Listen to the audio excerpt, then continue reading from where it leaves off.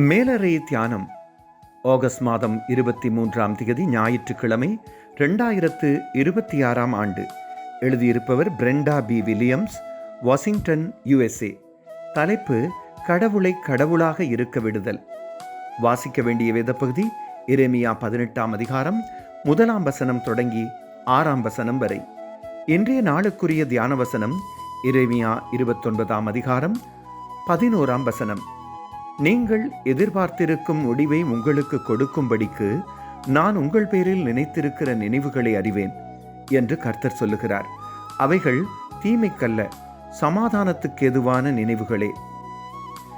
கடந்த வருடம் நகங்களை அழகுபடுத்துபவரிடம் மாதம் ஒருமுறை போய் எனது கைகளின் நகங்களை அழகாக்கும் பணியை ஆரம்பித்தேன். 2 முறை போன பின் நான் விரும்பியது போல எனது கை நகங்களின் நீளம், உருவ அமைப்பு ஆகியவற்றை நன்றாக அறிந்து செயல்பட்டார்.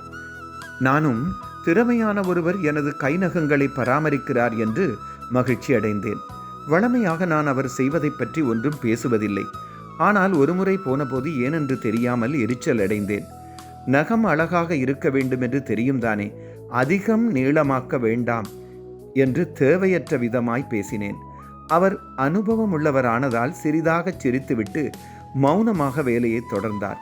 வேலை முடிந்தபின் மிதமான சூடுள்ள நீரினால் கைகளை கழுவும் போது, இப்படித்தான் என்னை படைத்த கடவுளிடம் எனது வாழ்க்கையையும் எப்படி இருக்க வேண்டும் என்று சொல்கிறேனா? சர்வ வல்லமையும் ஞானமும் உள்ளவருக்கு முன் அப்படி பேச எனக்கு என்ன தகுதி இருக்கிறது? பலரைப் போல அதிகாரத்தை கைவிடுவது எனக்கும் கஷ்டமாக இருந்தாலும், நாம் இடமளித்தால் நன்மையான வழியில் எம்மை நடத்துவதாக கடவுள் வாக்களித்திருக்கிறார்.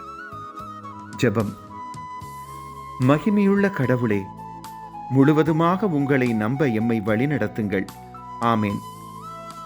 இன்றைய நாளுக்குரிய சிந்தனை: முழுவதுமாக கடவுளிடம் என்னை ஒப்புக் கொடுக்கிறேன். கர்த்தருடைய அன்பும் இரக்கமும் அவர் தரும் வழிநடத்தலும் பாதுகாப்பும் இந்த நாளில் உங்கள் அனைவரோடும் கூட இருப்பதாக.